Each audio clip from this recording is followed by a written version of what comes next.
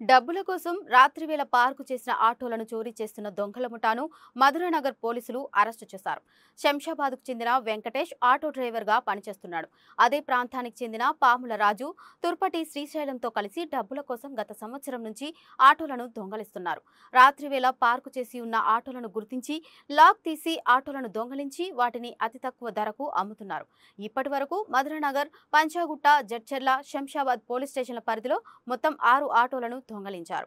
మధురానగర్ పోలీసులు వాహన తనిఖీ నిర్వహిస్తుండగా అనుమానాస్పదంగా కనిపించిన ఈ ముగ్గురిని అదుపులోకి తీసుకుని విచారించగా విషయం బయటకు వచ్చింది. దీంతో ఎలాంటి ధృవత్రాలకు లేకుండా ఆటోలను కొనుగోలు చేసిన కుమార్ను కూడా అరెస్టు చేశారు. మొత్తం 6 ఆటోలను స్వాధీనం చేసుకున్న పోలీసులు నిందితులను అరెస్టు చేసి రిమాండ్కు తరలిస్తున్నట్లు పోలీసులు తెలిపారు.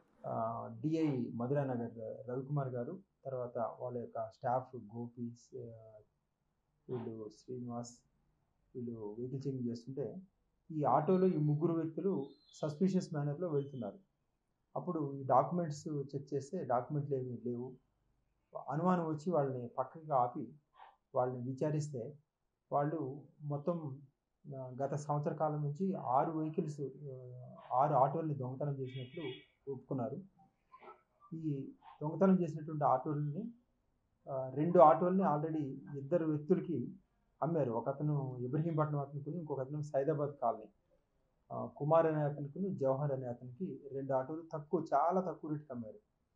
అయితే వాళ్ళకి అమ్మేటప్పుడు వీళ్ళు ఏం చెప్తారు అంటే, ఈ ఆటో మా ఫ్రెండ్‌ది, నాకు డబ్బులు ఇవ్వాల్సి ఉంటే ఈ ఆటో ఇచ్చాడు. దీనికి డాక్యుమెంట్స్ ఏమి లేవు అని చెప్పి 20,000కి ఒక ఆటో, 40,000కి ఒక ఆటో అమ్మటం జరిగింది.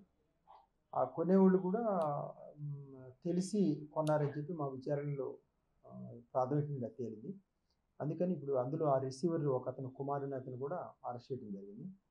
మిగతా 3 ఆటోలు వీళ్ళు అంటే ఈ కొనేవాళ్ళని మభ్యపెట్టి, అంటే డాక్యుమెంట్లు లేవు అంటే జనరల్‌గా ఎవరు కొనరు కాబట్టి వాళ్ళని ఏ విధంగా అమ్మాలనే యోచనలో ఉండి ఇప్పుడు దాన్ని అవకాశం దొరికినప్పుడు అమ్మటానికి రెడీగా ఉంచుకున్నారనమాట.